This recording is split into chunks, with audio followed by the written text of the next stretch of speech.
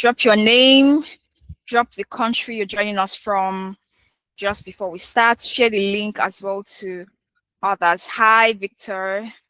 Hi, Victor. It's nice to meet you. Hi, Nutar. I mean, it's your event. I mean, it's your session. So, hi, Moses. Hi, Nkem. I think I can see Daiwil on the call. I can see Amanda. I can see Abigail. Hi, Abigail. Nice to have you here. Okay. Hi, Esther. Hi, Victor. So please, as I was saying, just drop your name in the chat box and then the country you're joining us from real quickly just before we start. You can as well copy this link and then share it with your friends, share it with as many people as possible. Right.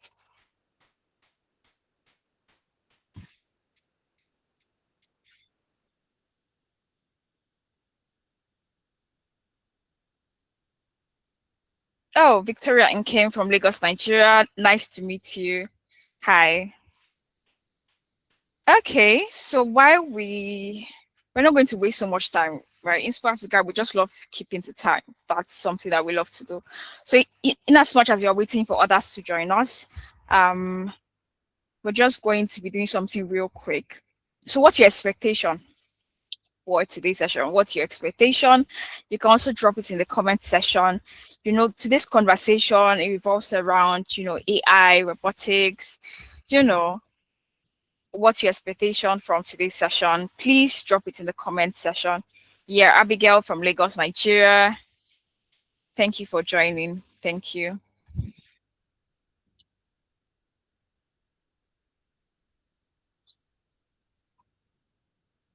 What's your expectation for joining today's session? And just before we, delve into the conversation, and you're not sure what Inspo Africa is, right? So Inspo Africa is a Pan-African initiative. We aim to achieve just two major things. And the first one is to amplify the voices of Africans, people who are doing exceptionally well in whatever field, whatever industry that they find themselves. You know, Inspo Africa exists to amplify their voices, tell their stories, right? Very important. And another aim, or rather objective for us here at Inspo Africa is to inspire other Africans to be more, to do more. You know, that's the aim for us. And that's why we're having a monthly spotlight session. For this month, this is July's monthly spotlight session. We're supposed to be having this session on a regular basis, you know, monthly basis. Right. So please drop your expectation in the chat box. What are you hoping to get from today's session?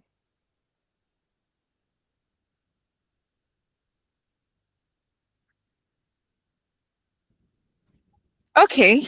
So as I was saying, Inspo Africa is a Pan-African initiative, yeah?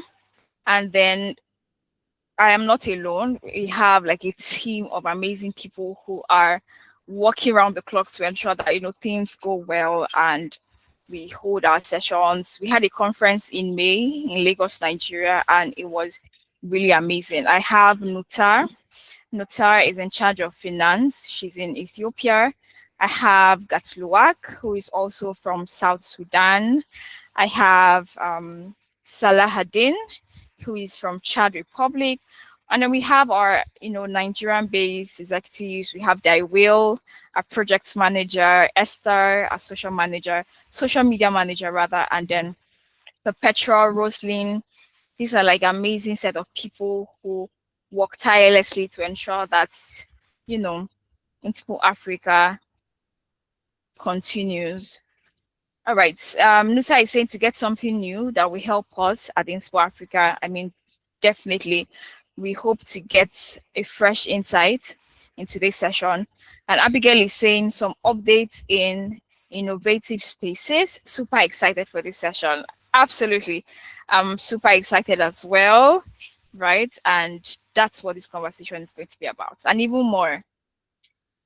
All right. So we're going to be Okay, that we from Lagos is saying to get more exposure to AI, right? About AI, robotics, yes, and what it takes to build in Africa.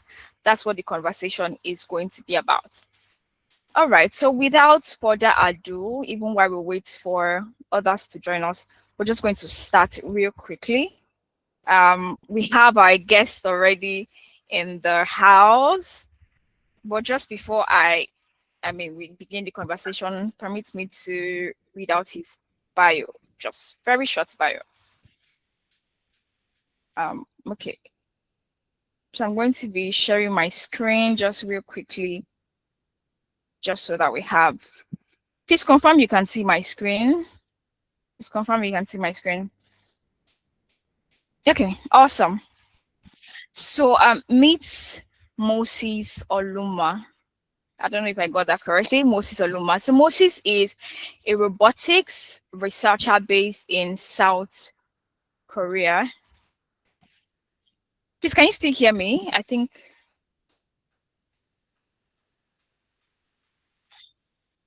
Can you hear me? Okay, Moses. Okay, thank you. Thank you for that feedback. So Moses is a robotics researcher based in South Korea, currently affiliated with Kumo National Institute of Technology, where he studies how teams of robots can work together intelligently. His research has earned recognition and awards from within and outside Korea. He holds a bachelor's degree in engineering from the University of Abuja, Nigeria, and is a member of the Nigerian Society of Engineers, NSE, the Institute of Electrical and Electronics Engineers, and Institute of Control Robotics and Systems. Before moving into robotics and AI, Moses worked on digital skills and education initiatives aimed at inspiring young people across Nigeria. He served as the project manager for Benue State under the UK Foreign, Commonwealth and Development Office, Basic Digital Literacy Program for Northern Nigeria, and also contributed to the Microsoft Emerging Market Model Initiative delivered in partnership with the federal government of Nigeria. And these initiatives were designed to close the digital literacy gap in Nigeria, opening pathways for young people to access decent jobs and employment. Looking ahead, Moses hopes to serve as a bridge, pioneering AI and robotics initiatives that benefits Africa. In fact, everywhere is supposed to be flooded with emojis and, please let's give it up for our amazing guest. Such a rich profile. Thank you so much. Thank you so much. Thank you. I can see all the applauses. All right. So we're going to be, hi, Moses. Hi. It's nice to meet you finally. I know we've been speaking on WhatsApp. Oh yes. Hello everyone. Just to be clear, I'm audible enough, right? Yeah, sure. You're Can we audible. all hear me? Okay, okay. Hi everyone. Thank you so much. Truth, thank you for having me. Thank you everyone. Thank you for the cheers. Thank you, thank you, thank you, thank you, thank you so much. I'm excited to be here. Thank Thank you, you. Inspo Africa. You guys are doing an awesome job. Kudos to you. Kudos to you and your team. Thank you for having me. Yeah. Thank you so much. Thank you so much, Moses. All right. So we're going to be delving into today's conversation.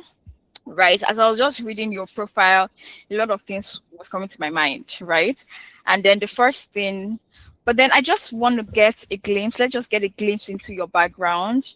Who was Moses Oluma before South Korea, before AI, robotics, and all of that? Because I remember when I saw your profile for the first time in my head, I'm like, a Nigerian very much interested in AI and robotics. I don't know what background you're exposed to, but I think it's something that we all want to learn from. So let's over to you, please. Okay. Thank you very much. Thank you. Thank you once again for having me, and thank you everyone. I saw the comments of everyone. I've seen your expectations, and I hope that we will be able to meet up your expectations. And I hope and pray that, I mean, we don't come here to waste our time. I hope that everyone, benefit one thing or the other, even though not a lot of things, but I really hope that, everyone has, something to take home or benefit from this session. So reacting to the first question that was asked by Truth, just about my background, and then how I got interested in AI and robotics. Actually, so basically um before now, I mean, like every young Nigerian student who went to school, we studied. Actually, I have my background is in engineering. I did engineering in university, and then like getting out of university, I actually took out time a bit to work. I worked professionally in Nigeria before I traveled. I worked as I worked in IT. I worked as an IT manager for a private organization in Abuja, Nigeria, before I traveled. And so surprisingly, that was a very, very difficult job for me, because people don't know that one of the most difficult things to do is managing human beings. Managing human beings and technology at the same time can be so difficult. So that was my job as at that time. However, I knew that there was more, and then I knew that I was also concerned about job security. I mean, because then that was early 2020, 2021. That was when AI started changing a lot of things. ChatGPT came out and all. And then I knew, and I told myself that, hey, this thing you are doing is, even though it's good, but I was looking at the sustainability plan. I mean, looking at how this is going to fit into my life in the next 21 years, how this is going to fit into my life in the next, how this role is going to fit in the global scheme in the next, let's say, 10 to 15 years. So I starting from there, I really got interested into AI, and then from AI I got interested into automation. So before robotics came out, no, actually robotics has been out for a while, but before robotics got like much more attention, there was something called automation. So automation was basically in use majorly in factories, how to automate processes. But then it had like little or less to do about robots. It was just how to automate processes as a whole. So I really, really got interested into that, and then I was trying to see how we could integrate that with artificial intelligence. And then I also got to learn about robotics, and here we are today, doing robotics and then AI together. So far, it's been really, really, really interesting. So basically, this has been my journey from university to working in the private sector, and then making that switch to robotics and AI. Thank you. All right. Thank you so much. Thank you so much for that response. I love something that you mentioned about thinking in the future times, right? How would you be relevant in 15 years, 10 years, and then making that switch? That for me that's like a mindset thing, right? So here you are today in South Korea. You're in South Korea, you've been in Nigeria and all of that. But the question would be, you've experienced both worlds. South Korea today is like one of the global leaders in robotics, right? It has like the highest robot density in the world, or one of, yes, in the world. And then it has a margin of 1,000 to, let's say, 10,000, 1,000 robots to 10,000 human industrial workers, right? So they're investing heavily in robotics, and which is something really profound. But they used to be a poor country. I'm sure they were not here maybe 100 years ago, definitely. But the question would be, being someone who has experienced both worlds in Nigeria and then in South Korea, what would you say is what kind of mindset do they have? What kind of culture do they have, right, that has led them thus far? That you think Africans in general, because this is not just a Nigerian thing, Africans in general would need to, adopt to thrive?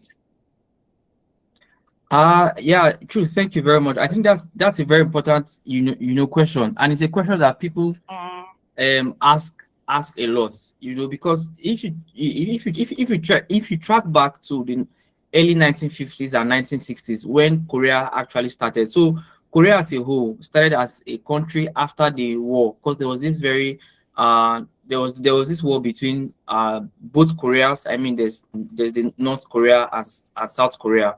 So there was this war that just finished in the 1950s. So I mean, a country out of war, lost almost everything. Infrastructure was down.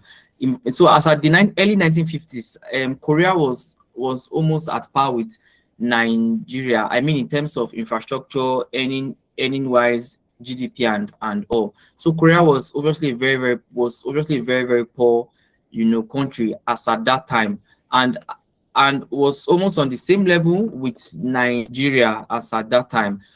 So fast track 1950 to 2026, we see where Korea is now and we see where Nigeria is now. I mean, the difference the difference is clear. Just like, I wouldn't say day and night, but I'm just saying that the difference is so clear, even to a blind man. I mean, these are two countries that were almost on same scale starting out in the 1950s, but today one country is way ahead. I mean, where one country is just so way ahead from the other countries. So these are questions that people keep on asking. How did Korea do it? And there's a famous term that this particular thing is called. It's called the miracle of the Han River. So I mean, people tend to see it as a miracle because no country has done what Korea did. So it's actually termed a miracle, which is called miracle of the Han River. So Han River is a popular river here in South Korea. And one thing that is surprising to me and to everyone is that Korea as a country does not have any natural resource. So I mean, you can see that in Nigeria, at least we have like crude oil, we have gold, and then other rich countries like Saudi Arabia and the rest of them, you can see that they have maybe something to sell. They have like a natural resource to sell. They have gold, they have minerals to sell. But Korea as a whole does not have any natural resource. I mean, no gold, no silver, nothing, no oil. So what they have is a human resource, and that is what almost every country has. So I mean, instead of complaining and I think one thing that Korea did was they had to look inward. I mean, since we don't have this thing, they try to look at, okay, what do we have? And what they have obviously is they have the people.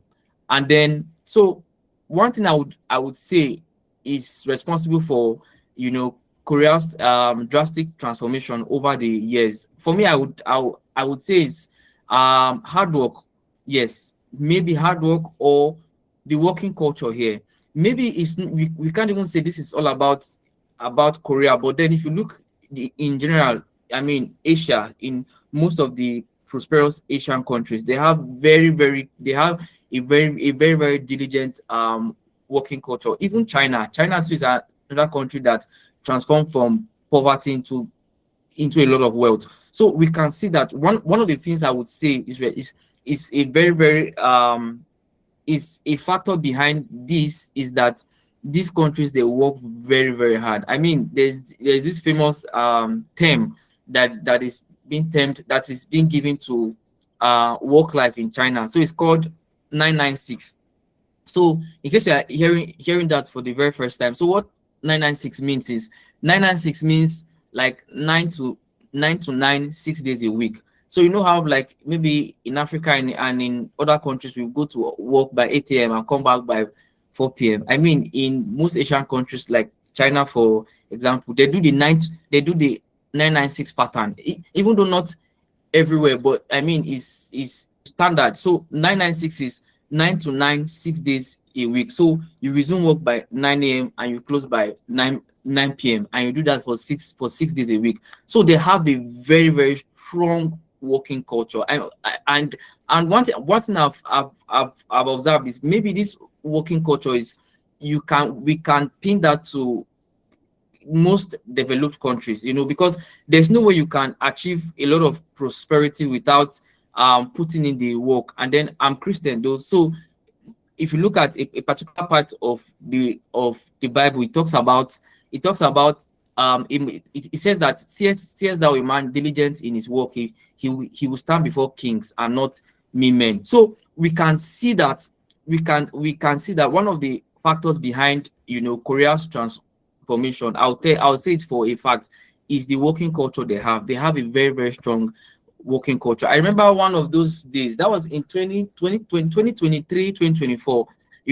I had this interview with somebody in Austria. Yeah, Austria as at that time. So when we're actually chatting, so he was now like, okay, that how many hours per week do I work? Like, so like if I come on board, how many hours per week can I work? Or like how many hours per week do I normally work? So I told him that, oh, okay. So I was calculating normal hours a week, maybe from 9 to 3 p.m. So when I told him, he just laughed and he said, no, that I mean that they work very, very hard. They work harder than what I think. So I would say that working culture too, they have very, very good working culture. They work very, very hard. And then secondly, again, another factor I would say is that Korea as a country is futuristic. So if you follow trends, and then if you follow the news, you would see that lately there's an AI boom, right? So there's an AI boom. So this AI boom has led to a boom in another industry known as semiconductor. So if you're not a technical person, but semiconductors are like the chips. It's like the chips you find in your phones, in your TVs, and almost every kind of gadget. So AI boom has actually led to another boom in another industry. So Korea, like the last 2 to 3 years, excuse me, Korea as a whole has really, really benefited from this semiconductor boom. I mean, they have made lots of money from in that sector. But one thing people don't know is it didn't start today. So I mean, Korea didn't just wake up and just try to harvest a lot of money from this semiconductor market. This is something that they deliberately planned. I mean, it's something that the government has been investing in for at least the last 5 to 6 years. So it has been a deliberate,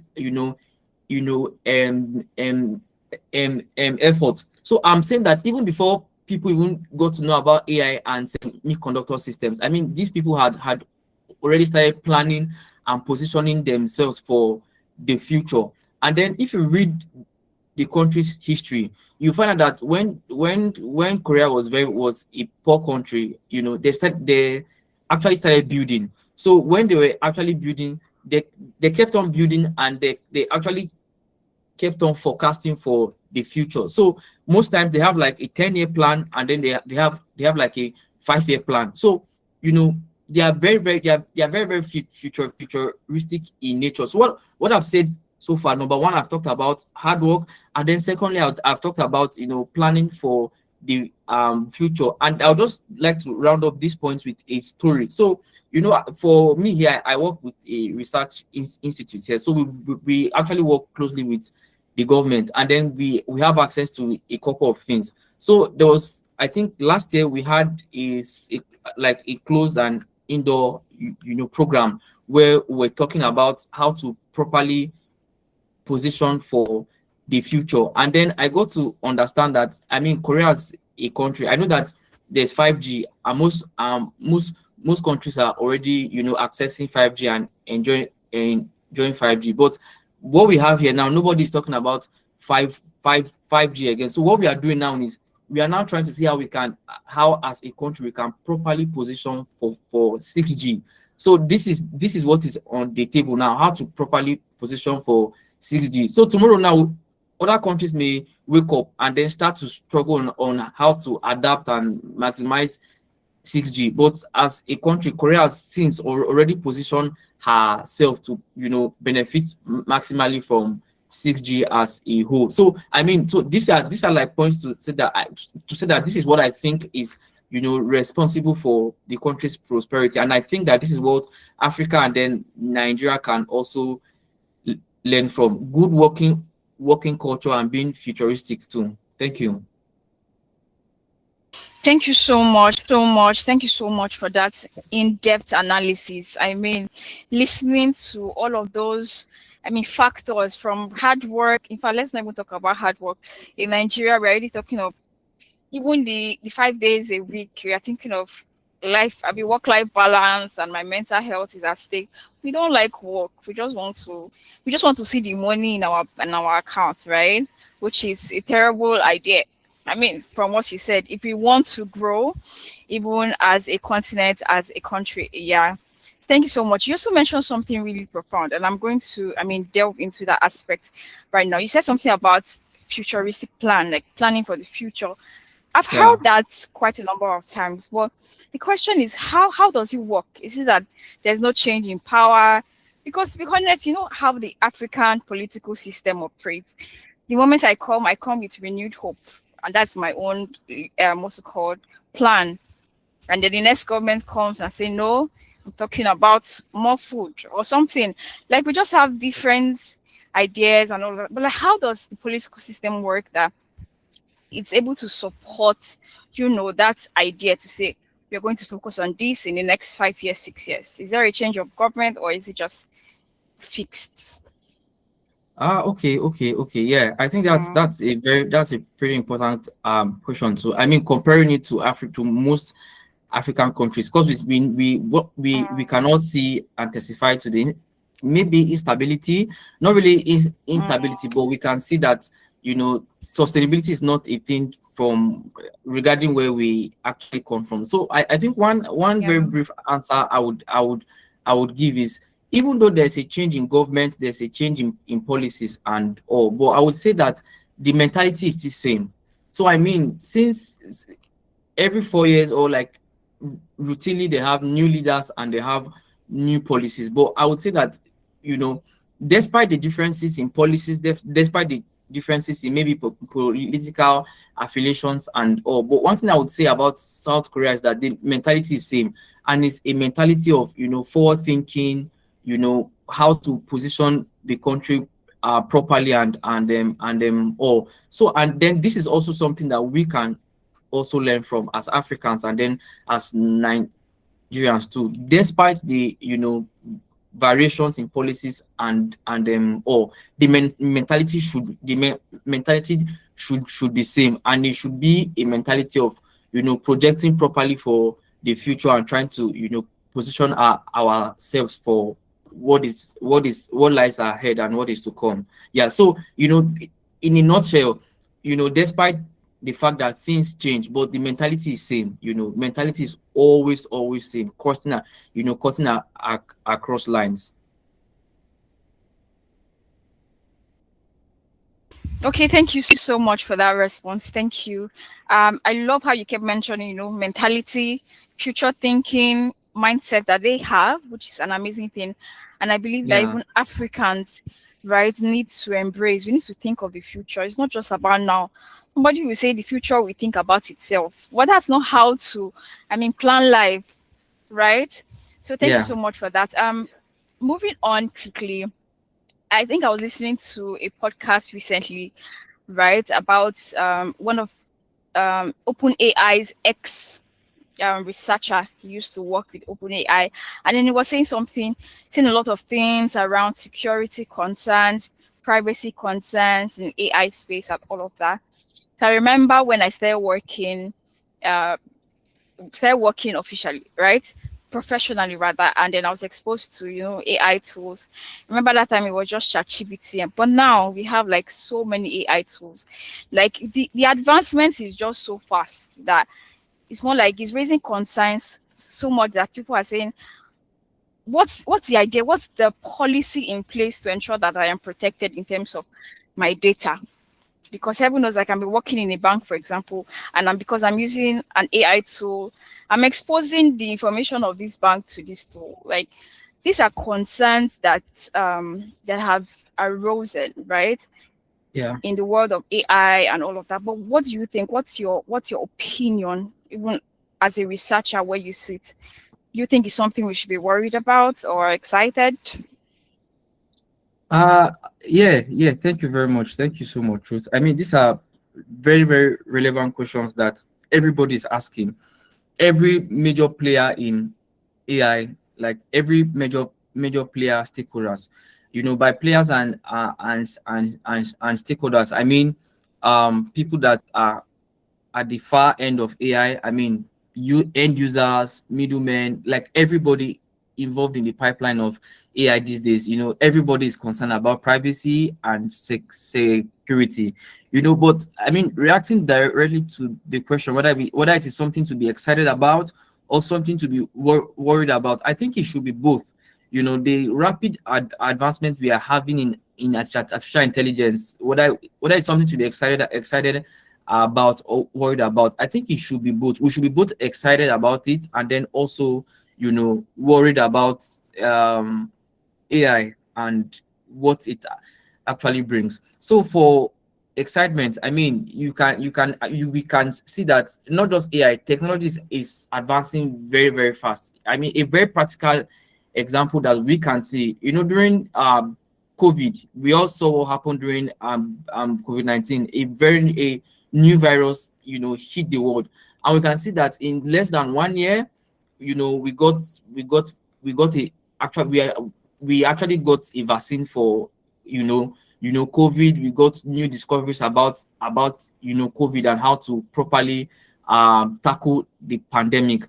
But if you reverse to about 10-20 years before now, if a pandemic or like a new disease hit the world, I mean, to take the world not less than at least 5-6 years of constant hard work and research to come up with solutions. I mean, just 5 years alone is to understand what is actually going on. Then the next 5 years is now profile solution. But you can see that during COVID, under 1 year, we're able to understand what is COVID-19 and then bring out very, very, very, very good remedies to the pandemic. So even AI, AI is advancing really, really fast, really, really fast. I mean, the advancement in artificial intelligence is very fast. And one thing I can say for a fact, and with the access I have, is that the AI we have access to is just 10% of what is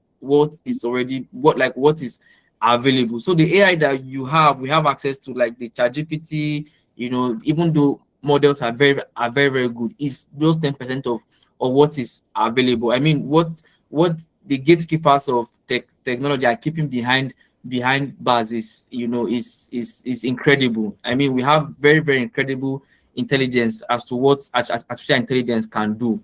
So it's something to be excited about, because these days we can see the positive effects of AI. Even where I work, robotics, we can see how robots are able to do things. For a practical example, I was watching a video of someone in China. He's physically disabled, and then a group of engineers came together, and then they put together a smart walking aid for him, where he's able to walk comfortably. And then these days also we now have what we call exoskeleton. So skeleton is just like a robotic arm, or like something. It's like a framework that you can use to support yourself. So those people that maybe are limping, or people that are bent on wheelchairs, these are very, very exciting technologies that can give people a second chance at maximizing their lives. So I'm saying that it's something that we should be excited about. And then at the other end too, is something that we should be cautious about too, because of privacy. Privacy is something that we have to be worried about and concerned about. Because these days now, I would say that because the way where the world is actually going to, those people that have like smart vehicles, because everything now is getting smart. From our phones being smart, now we have smartphones. Cars too are getting very, very smart and smarter by the day. We now have smart TVs, smart everything. So this is a concern, because to an extent, nothing is going to be private anymore. Your entire life is going to be, digitalized. And and as this keeps on happening, most of the time, whatever is digital, I mean, there are people at the back end that have to manage this information and all. So privacy is something that we should be concerned about. about last year alone, if you count the amount of hacks that happened last year. What I mean by hacks, I mean real institutional based hack where people's information or data had to be stolen by maybe the bad people. So privacy is something that we should be concerned about, and and it's something, and AI should be, and AI, the rapid development, we should be both excited and concerned. I think it's a balance, both excitement and concern is something that I would say that I stand in the middle of both worlds. Yeah, thank you.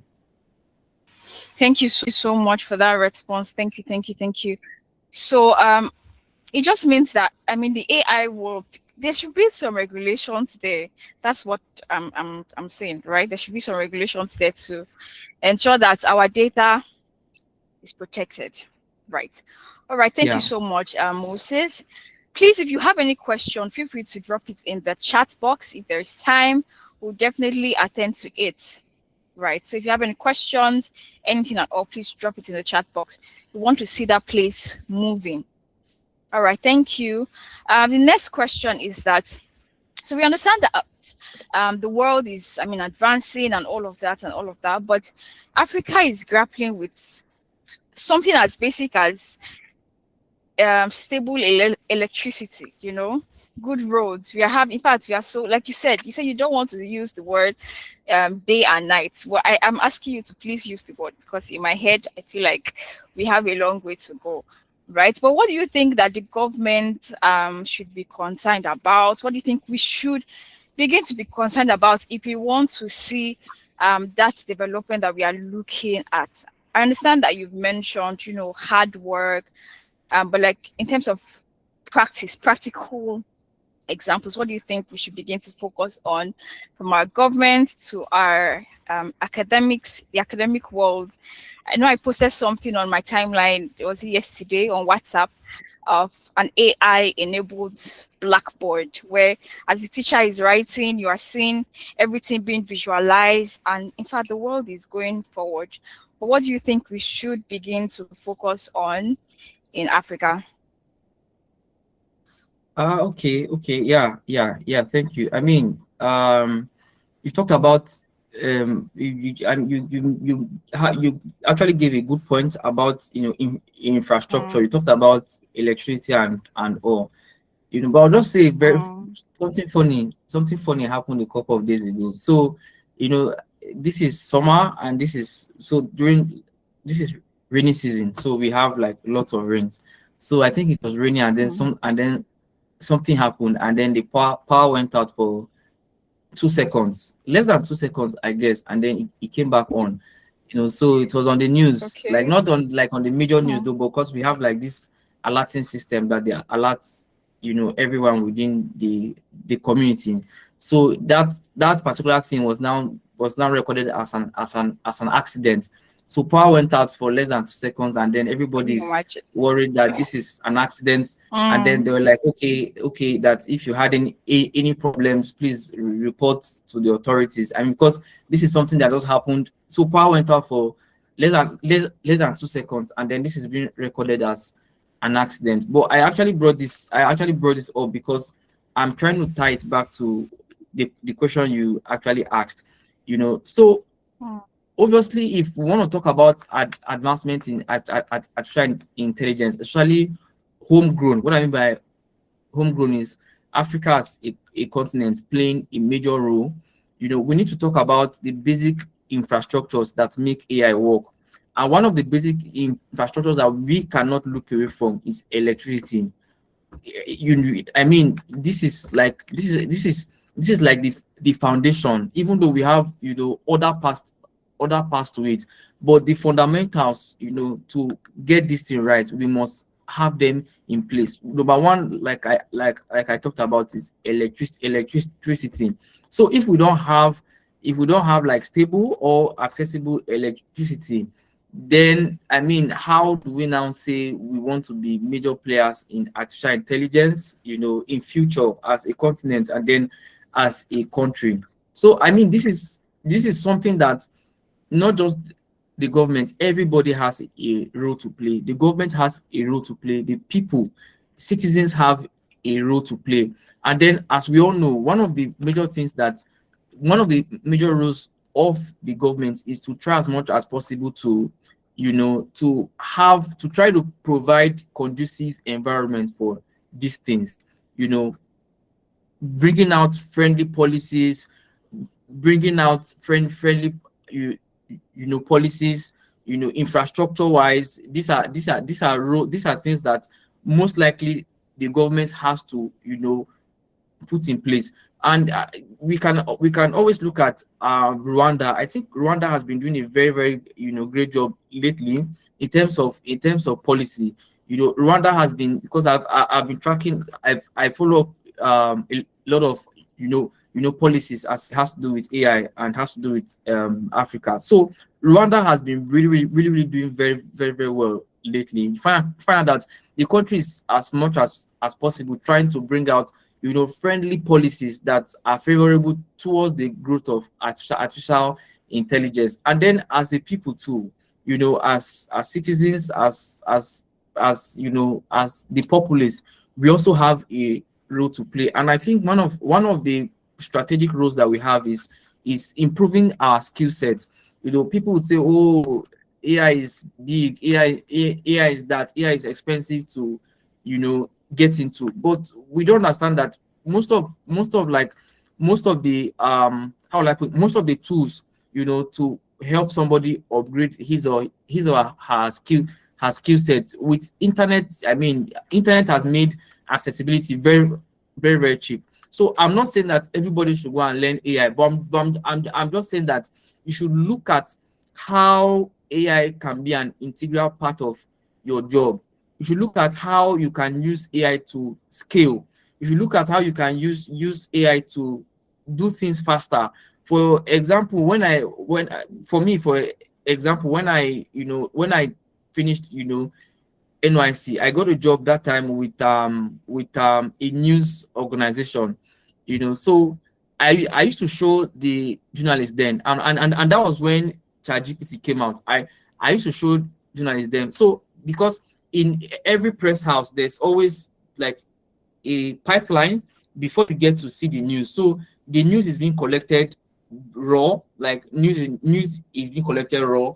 Then they actually read, then they actually go through the news. I mean, journalists go through this news and then they try to draft it and then make it in such a way that people can comprehend. And then this particular draft gets to the editorial team, and then the editors look at it, and then before it is being published. For example, let's take for example a journalist goes out and then he sees an accident scene.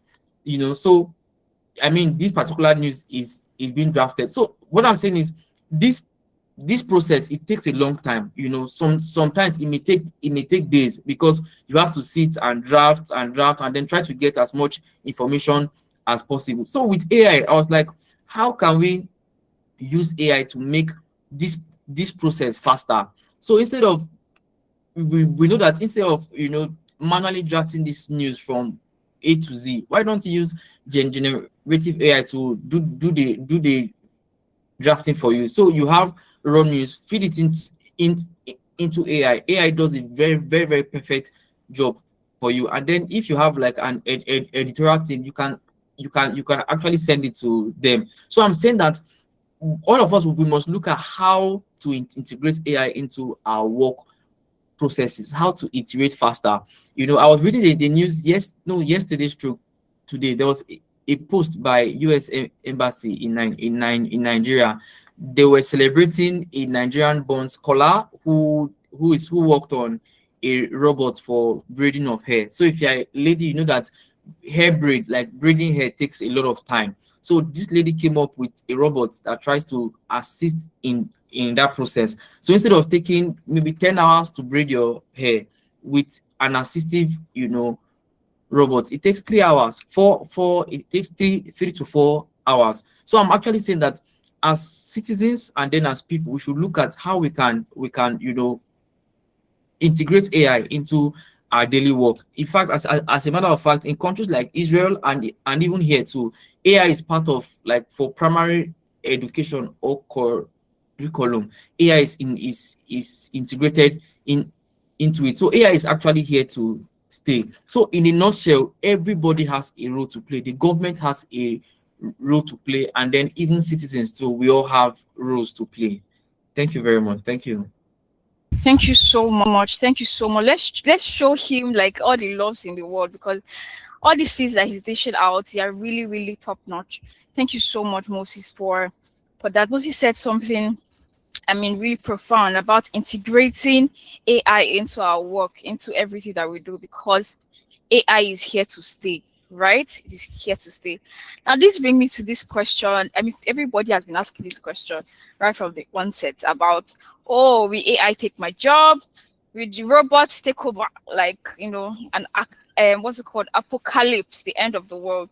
I mean, for Christians who believe, would have gone to heaven by then. But then the idea of having just robots working, doing all the jobs, I mean, what we humans do, right? This has been the concern. But from where you sit right now as a researcher, do you see that happening in the future? That AI and robots, will take our jobs and will become jobless and looking for what to do. What do you think? Okay, I want to throw that question back to you. What do you think? Do you think AI is going to take our jobs What or do I something? think? What do you think? Yes. I don't know why you're putting me on the spotlight, but I think, I just think that I don't know what I think right now, but I know that AI has been doing a lot of things, right? And I know that robots are being integrated into the workspace, industries, and so many countries in Asia also are, using robots in their industries and all of that. I don't know where this will lead us to. I mean, that's what I think. Yeah, I mean, that's awesome. I mean, you have a very, very good and valid point there. But Mm. just to from my own opinion, from what I've seen and what we have projected, is that. So I want us to look before I answer the question directly. I'd like us to look at it from this aspect. So a job is more or less. So we look at a job as a whole. I'm a banker. You look at it as a whole. I'm a doctor. You look at it as a whole. Stuff. So let's look at, instead of looking at it as a whole, let's look at it as bit of task. So take for example, somebody is a banker. Instead of looking at it as, okay, this person is a banker, why don't you look at the task that this person does that makes him a banker? So if the person calls himself a banker, okay, he may do checks and balance of cash. He may try to balance accounts.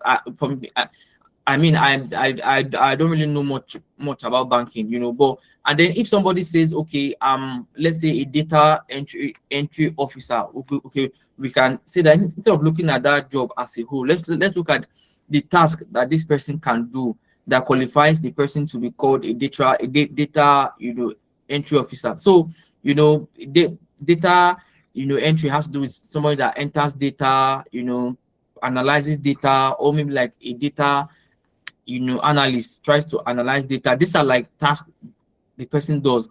So why I brought this up is because I want to look at it from another aspect. So what AI is going to do, or what AI is doing, is AI is actually taking out tasks from most of these jobs. And then to be direct, whether AI is going to take our jobs or not, I think the answer is going to be positive. AI is going to AI is going to not really take jobs per se. It's going to take out tasks from people's jobs, and as AI is taking out tasks from people's jobs, AI is also creating newer tasks and newer opportunities.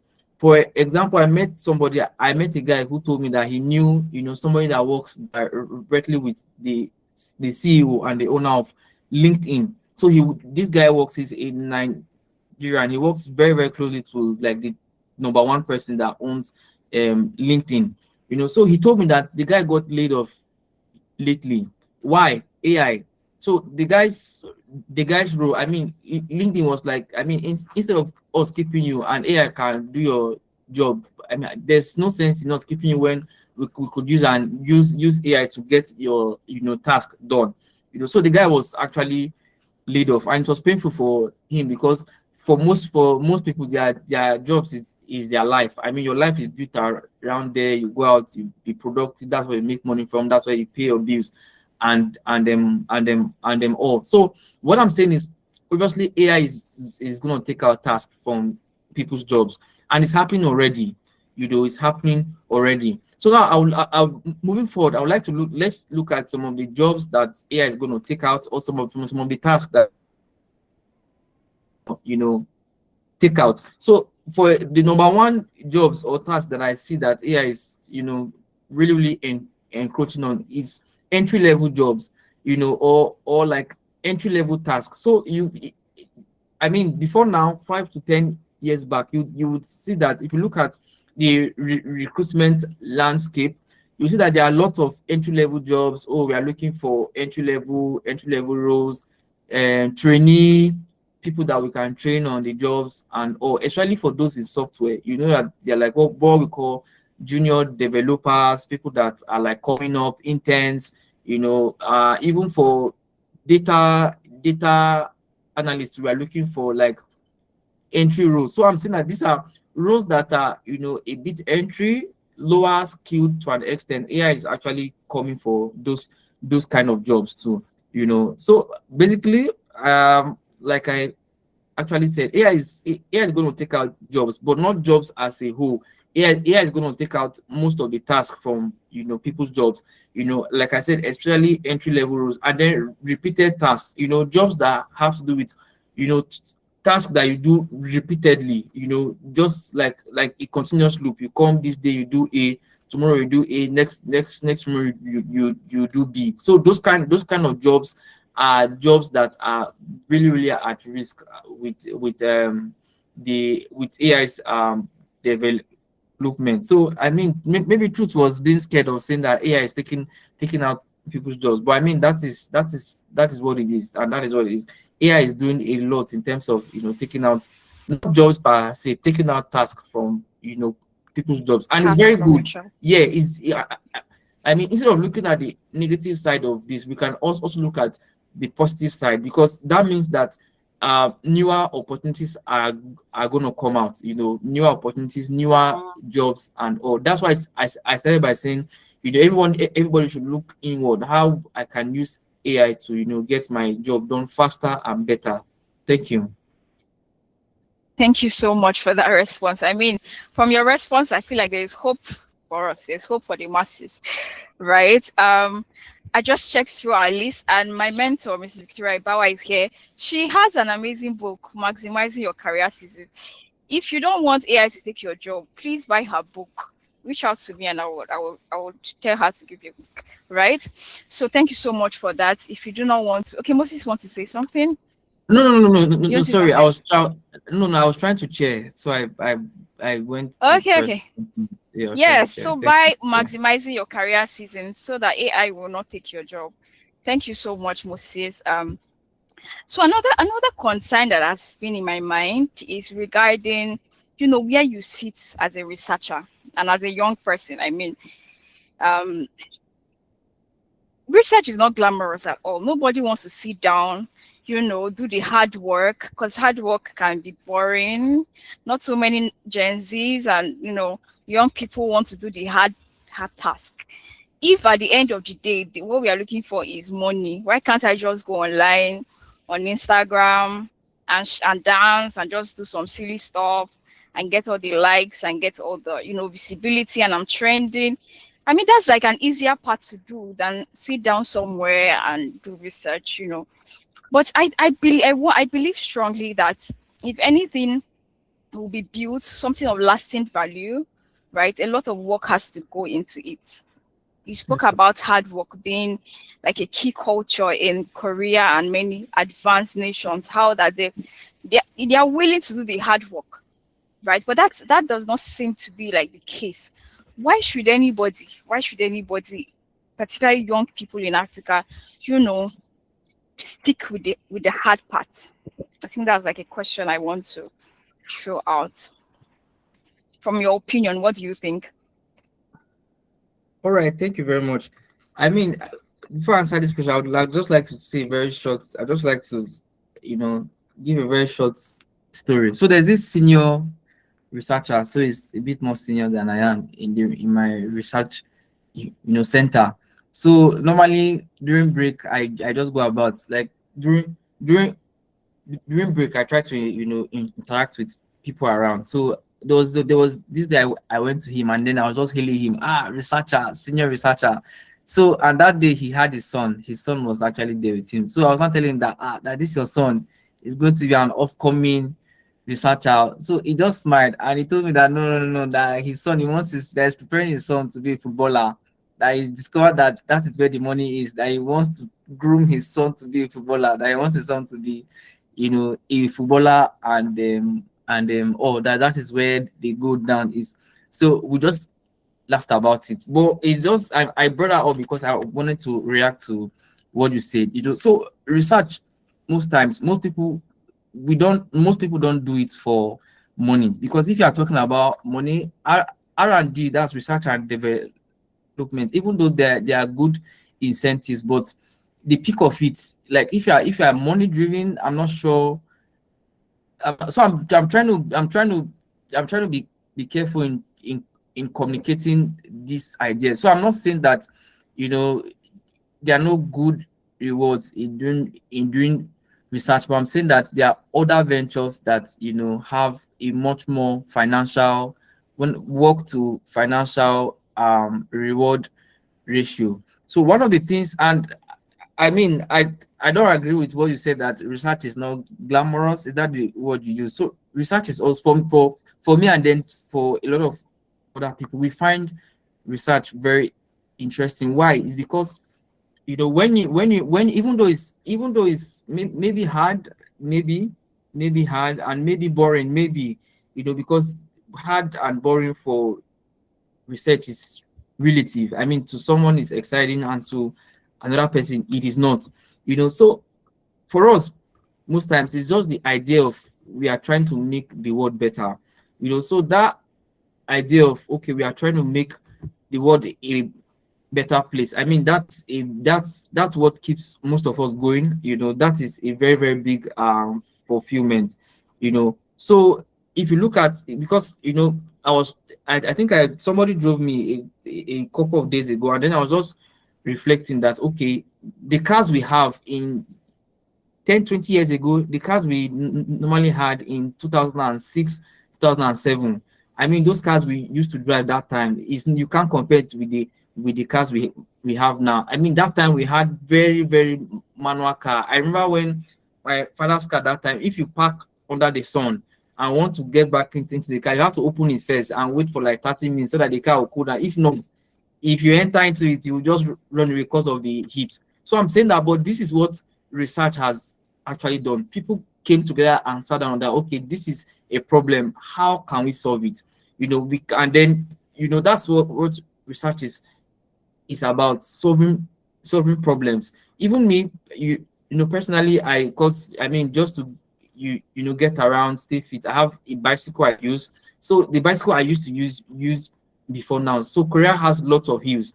So the bicycle I used to use before now was very, very difficult to, when climbing the hill is very, very difficult. You have to paddle and paddle. But it's good though, because it's some form of exercise. So I actually got another bicycle, and then I discovered that with this new bicycle, it has like newer features, and then the problems I used to face in the previous one, it got solved here. So it's easier to paddle, and it's easier to get around with. Why? Because of how this bicycle is actually being designed. So I'm saying that research most times is about how to make the world better, because you'd agree with me that 10 years ago this kind of meetings would not have been possible. Having you guys, we are in different different countries and different continents, and we are communicating freely. 5 years back, 10 years back, this would not have been possible. But it's possible today. Why? Because people are innovating. People are innovating. People keep on researching. How can we make this better? This is the problem we have? How can we make this better? So what I'm saying is that mindset alone, that mentality alone, that what you are doing has value. What you are doing is going to better humanity. What you are doing is going to make people's lives, you know, better. So for me, that is really, really something that, that's a mentality that when somebody has, it tries to level down all, obstacles of being hard or being boring and all. So it's a mindset thing, it's really, really a mentality thing of making of that of the fact that what you are doing is actually making somebody's life, better and easier. Exactly. Thank you. All right, thank you so much, Moses. Please let's show him some love. Let the stickers not stop. Let the emojis not stop. Thank you for that response. So research, like he said, is relative, but like he mentioned something really profound, which is that we should begin to focusing on doing the hard stuff. Let's train ourselves to do hard stuff. I think I was talking to my younger sister recently. I was telling her that to do well, you have to learn to do the hard stuff. You have to sit down, even if it's your career, whatever you're doing, there's some price to pay, right? If you have to, excel in any field that you find yourself. Right. So thank you so much for that. So as I mentioned earlier, if you have any question, please drop it in the chat box. Drop it in the chat box because we are, about rounding up. Yeah. So lastly, that's like a last question for us, for you rather. What do you think building in Africa means when we say, oh, young people? Because Africa has like one of the largest youngest population or something like that, right? We have a very large number of young people in Africa, right? So when we talk about building in Africa, what does it mean to you? Do you think it's possible to build in a broken system? Do you think we should wait until, the government fixes everything before we do anything? Or what do you think we need to, focus on? What does it mean to build in Africa? That's like our last question for today. And then we'll trade open to the house. All right, thank you very much. So building in Africa Yeah. is interesting and exciting. And then building in Africa does not mean building in a broken system. It maybe means building in a system that is challenging, and every system that is challenging provides us a lot of opportunities. Whatever that, if in fact, so any system that is perfect, I'm not sure that anybody should go near a system that is perfect. We as young people, we should look at where there are challenges, because where there are challenges, that's where opportunities lie. So building in Africa in a challenging, system provides us with, a platform to solve problems, and then give us, the room to solve, the room and access to much more opportunities. And then look at the bright side. Africa has a lot of young population. The youngest continent. Currently. So these are like opportunities that these are like the bright sides of building in Africa. So I would just to reiterate, building in Africa is, even though it's a challenging system, but it's a system that provides us lots of opportunities. Look at what this guys is doing. Flutterwave did. Before now there was a challenge of transacting from Africa to the rest of the world. So some young people came together and say, okay, how can we build homegrown solutions that solve this problem for Africa and Africans? And today, Flutterwave is a unicorn, valued at over $1 billion. So I'm saying that, Africa provides us a platform of a lot of opportunities to have access to as young people. Thank you very much. Thank you. Yeah, Thank thank you, you so Thank much. you. Thank you so much, Moses, for that. So I love how you redefined what many people would view as a broken system or challenges, problems to be actual opportunities that young people can leverage on, right? To Yeah. build systems that would help us. Thank you so much for that, Moses.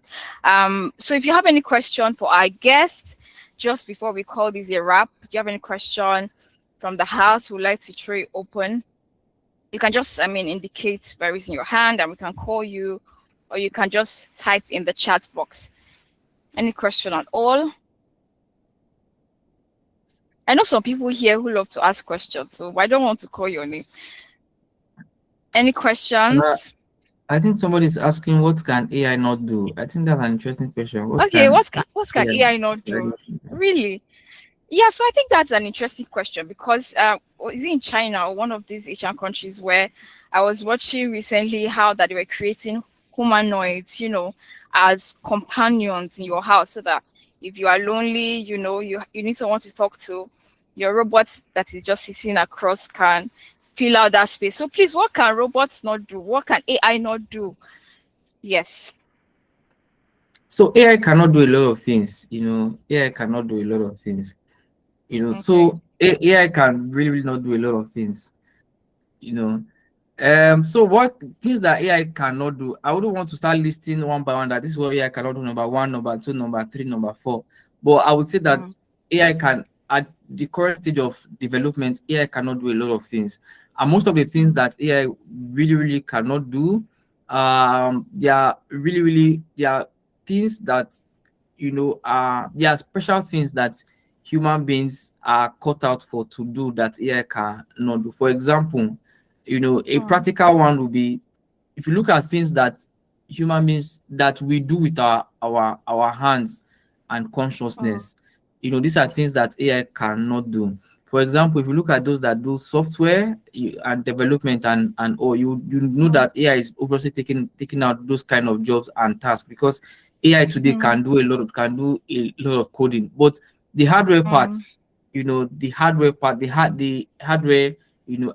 aspect of it, to an extent, AI is really, really limited when it comes to, doing hard things. What I mean by hard things is doing physical things, driving a mm. truck. For now, AI cannot really, really drive a truck and also most of the things that require, physical consciousness, a human to be conscious and really hands to get dirty. These are things that AI Mm. cannot do for now. Yeah. Okay. Okay. For now, I love how you added that part. For now, let's see how far AI can go in the next 10 Oh, years. sure. Okay, Dari Yeah. wants to ask a question.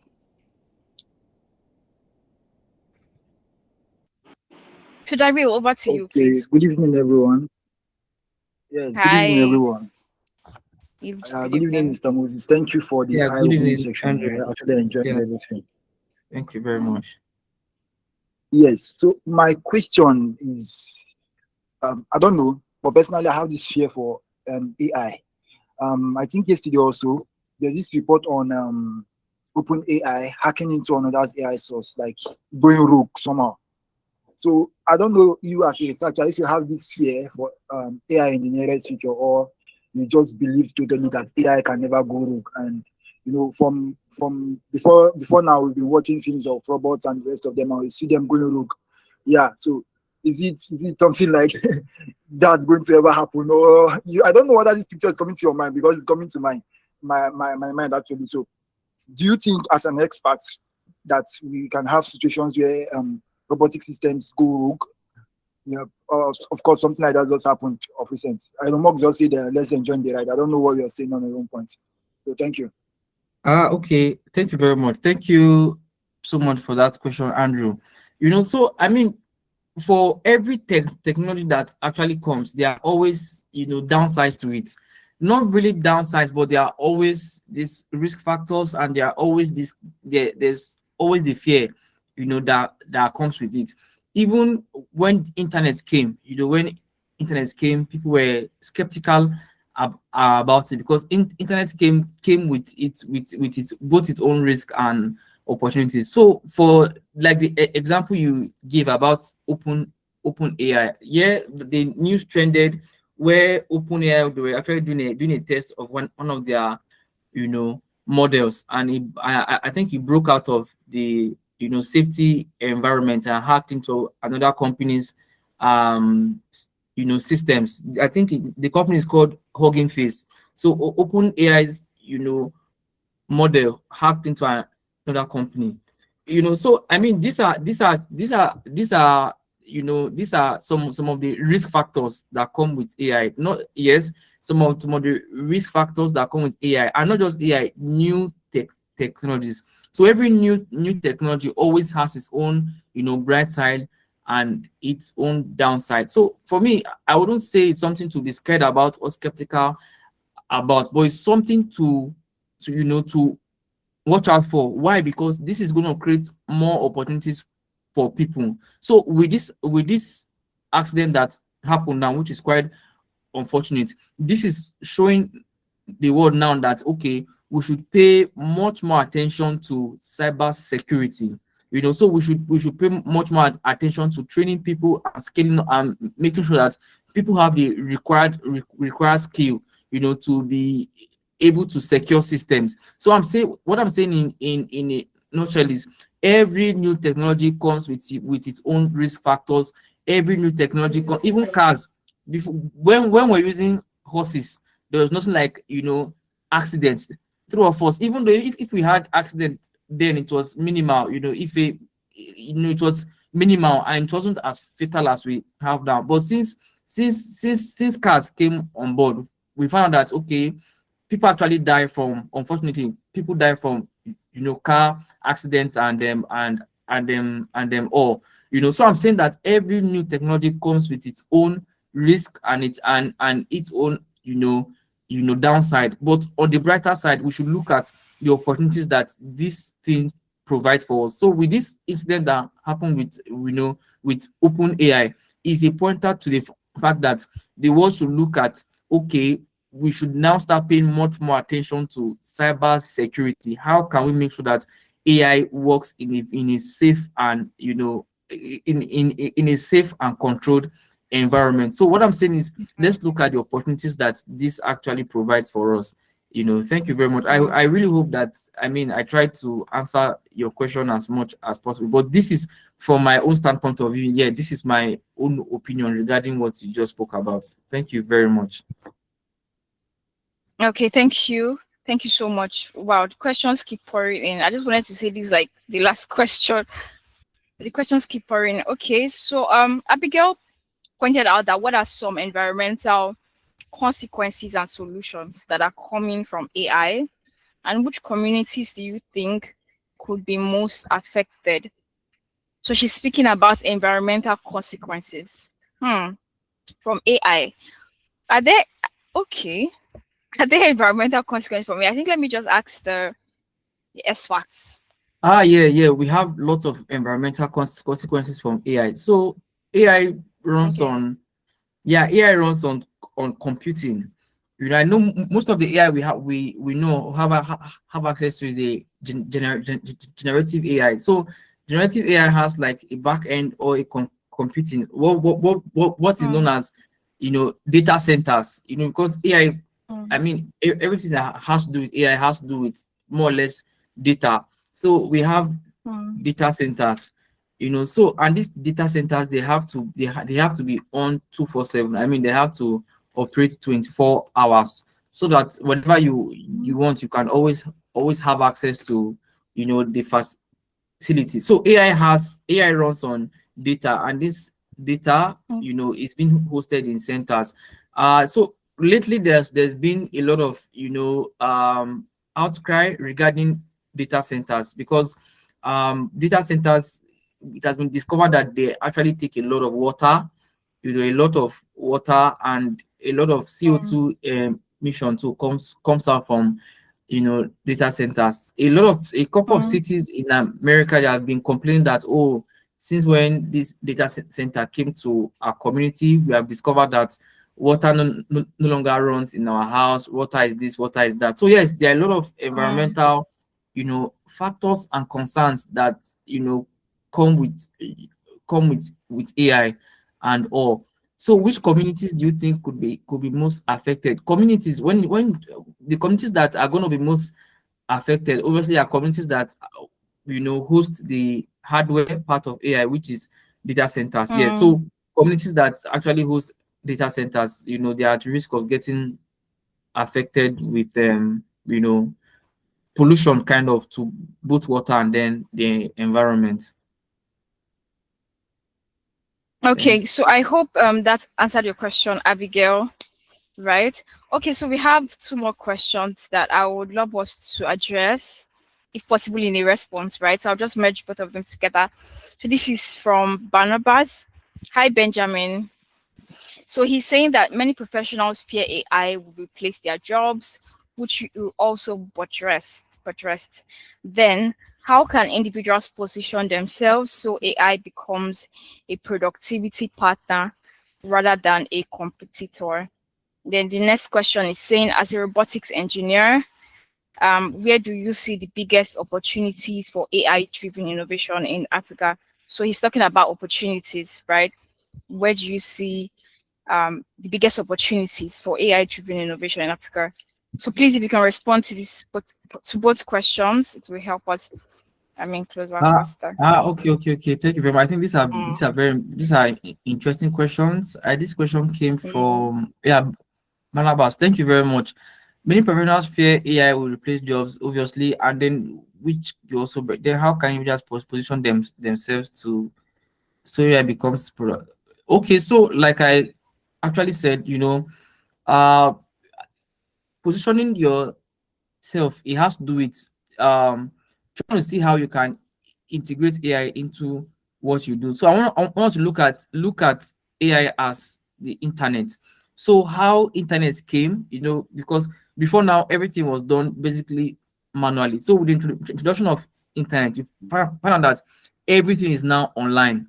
No matter the business you yeah. do, everything is now done via the internet. Either your website is on the internet, or you are communicating with somebody via the internet and them, or even if you have a mechanic workshop, almost everything now has one component of internet inside of it. So I'm just saying that we should look at this AI revolution as what the internet did. So whatever you do, just try to see how you can integrate AI into it. And if you see that okay, what you are doing is maybe not sustainable, or maybe you find that this may be at a risk of this particular task may be at risk of being taken away by AI. So there's always room to reskill. Just look at other skills that are a bit related to what you do. For example, somebody that is, let's say, somebody that is doing, let's say, data analysis, to add to upskill from that kind of job, you can always look at, okay, what can you do, or what can you add using AI that is related to data analysis. We can look at data and annotation too. That is human beings, training AI models. So I'm saying that, to become productive in this area, you need to really, really integrate AI into what you do. And then if you cannot integrate AI into what you do, there's always room to reskill, to upskill, and then look at other industries entirely. So to wrap up, as a robotics engineer, where do you see the biggest opportunities for AI-driven innovation in Africa? So where the biggest opportunities lie that I see, or I can see in the coming years, and the biggest opportunities, this one is a secret. Everybody just blow your ear like this. So the biggest opportunities that I see, especially for Africa as a whole, is localizing AI. So what that means is, for example, most of the AI we use or we have access to is being trained on data. So we would ask ourselves that where is this data going from? So most of the data is going from data, from data or like experiences in advanced countries. So what I'm saying is, this AI models, they were being trained with data gotten from other countries. So as Africa and as Africans, we should start thinking about localizing AI for our use, making AI to be culturally aware of our system, and then of our environment. So just in a nutshell, again, where the biggest opportunity would lie, to an extent, when it comes to Africa is really, really trying to see how we can localize AI for our own benefit as much as possible. So a practical example now, for those that are into, let's say, agriculture also, because I had this conversation with somebody. He was saying that most of the machine, because he's actually a professor in an institute, so he was telling me that most of the machine learning models that they have access to, it does not have the required information when it comes to diseases that affect crops, especially in Nigeria. So there are some particular diseases that are particular or peculiar to crops or plants in Nigeria and Africa as a whole. But AI as it is now does not have that capacity. Why? Because it was not trained on that kind of data. So I'm saying that where the opportunity is trying to localize whatever we have globally for Africa. And as I round up, I know somebody who is really, really doing very, very, very well in this particular area. I mean, at the moment, he's even he's even working in Canada. He has like access to a lot of fundings and or in Canada doing research on how to localize AI to Africa. So what he does is how we have like LLMs is large language models. So they're trying to see how they can localize it to African languages. And most of these big companies, they are really, really interested in seeing how AI can be localized to Africa and them all. So I'm just saying that the big opportunities are going to in future is going to lie in localizing AI into African systems and culture, and just bringing it home, making it be able to understand Africa as a continent. Yeah, thank you very much. Thank you so much. Please, can we show him some love? Can we show him all the Yes. love in the world? This is the session that ideally you should be paying for to hear him speak. But he's just giving us, this is just $1 million idea, right? Investing in localizing AI for the world, right? That's a gap that somebody needs to fill. I wish I can feel it right now, but I mean, I can try. But thank you so much, Moses, for an insightful conversation. In fact, I've learned so much from you today, and I'm sure that every other person as well has learned. So on behalf of the team, we are grateful. And to everyone who joined us today, thank you so much for joining us. I mean, we are grateful on behalf of Inspo Africa team. Thank you, everyone. So we have come to the end of today's session, sadly, but then we have to end. Thank you so much, everyone, for joining us. If you want to be updated on our next sessions and who next you're bringing, please join the community. You can reach out to me personally or Esther, or our community manager as well. Be willing to add you into the group. Thank you, everyone. Have an amazing day. Have an amazing evening, morning, afternoon. Bye for now. Thank you. Bye. Thank you, everyone. Thank you. Thank you. Thank you. Thank you so much. Bye. Thank you. Thank you, Nkem.